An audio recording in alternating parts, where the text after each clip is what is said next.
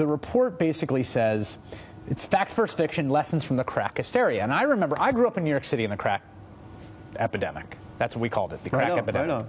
And I lived in the Bronx during the crack epidemic. Like we saw it. We marched through the streets against dealers. You know, I remember how you're laughing, but it was a thing. It was such a thing. I mean, it was like a tornado came through the city. That's how it was described. Look, that's how I'm with you, man. I mean, the crack epidemic is the reason why I study drugs today, because of what you just described. I wanted to solve the problems faced by my community, and I thought crack was the #1 problem.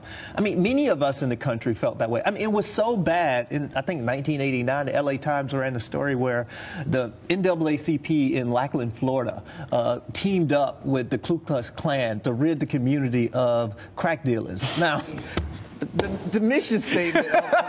You're just like, whatever it takes. Yeah. The enemy of my enemy. Precisely. The mission statements of those groups they're in conflict, right? But that's how we all got about crack cocaine. But the thing is that we got hoodwinked. You know, it was a way not to deal with problems of the inner city, of urban areas. That's what happened. I mean, crack was blamed for high unemployment rates. The highest unemployment rates we had in my time was in 1982, double digits for white people, and it's always twice that for black folks. Nobody remembered that. Nobody remembered that during the whole crack era, unemployment was never that high. And then the literature, I mean, what ended up happening was that there's a whole raft of literature after the kind of media hysteria in which it showed, for instance, crack babies, right? We all knew about crack babies. And it did not seem crazy. It seemed fairly intuitive. If you are pregnant and you were smoking crack, that's going to mess up your kid. It turned out it wasn't necessarily messing up kids, or not nearly to the extent that we thought it would, right? That's exactly right. And now, mind you, nobody is saying that people should go out and smoke crack during pregnancy. But the point is that when all the evidence came out, the effects of crack cocaine or cocaine on a pregnant woman or the fetus was the same as the effects of tobacco on the fetus. Exactly the same.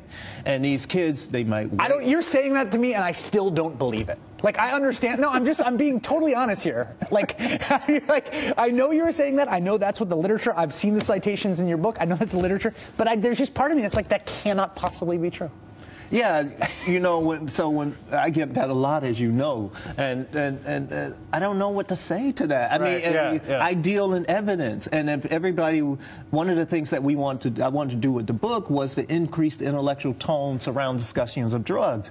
But in order to do that, we all have to play by the rules of evidence. But if people are allowed to have their faith-based beliefs, in which I just say that can't possibly be true, doctor. I can't do anything about that. I mean, and so So I'm trying to speak to the people who believe in evidence. So one of the things I think that grows out of this is that we saw the hysteria around crack led to real policy implications. For instance, most famously, the disparity in sentencing between cocaine, powder cocaine, and crack cocaine. The idea being that crack cocaine was a worse drug, and then there was a ton of studies, and it turned out it just wasn't. Right? I mean, that was an invented distinction.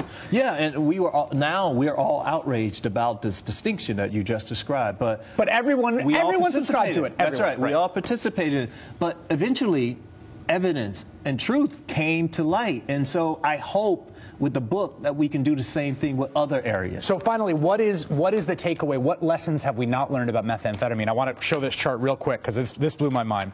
How many people use meth in a lifetime? 12.3 million people use meth in a lifetime, according to data collected. Is CDC data? No, that's the SAMHSA. The SAMHSA movie, Substance Abuse Mental Health Services. How many people had used it in 2012, in the entire year? 1.2 million. How many had used it in the last month of the study? 500,000. Yeah. That's not very many people in a country of 300 million. That's right. So methamphetamine, the use of methamphetamine has always been relatively low. It's just that the hysteria is increased and decreases periodically. But the use has always been well below the use of cocaine, considerably lower than the use of marijuana and other drugs. So you think we are repeating what we did in the late 80s, early 90s with crack with methamphetamine right now? We certainly are. We punish methamphetamine more harshly than any other drug other than crack. And the hysteria, when we start to see things like the meth mouth, there's virtually no evidence for like this dental decay that we see, that these pictures that people show. Really? virtually no evidence. So when we think about methamphetamine, think about Adderall. Adderall is the attention deficit disorder drug that a lot of college students take. Same drug. Nobody's talking about. It's not the same drug. It's the exact same drug. The only difference is that methamphetamine has a methyl group attached to it, but we did a study in which we, along with other people, in which we tested the effects of a drug like Adderall compared to methamphetamine. They produced identical effects. They are almost identical chemically in terms of the chemical structure. They're the same effect. And so, but we have these wildly different narratives surrounding these drugs, and that's what I'm trying to do. I'm trying to stop the hysteria so we don't make the same mistakes. Now, that's not to say that we still can't give information to keep people safe, and that's not to say that we don't want to discourage people from using illicit drugs, because we do. But I want the country to think about this in the same way we think about sex education.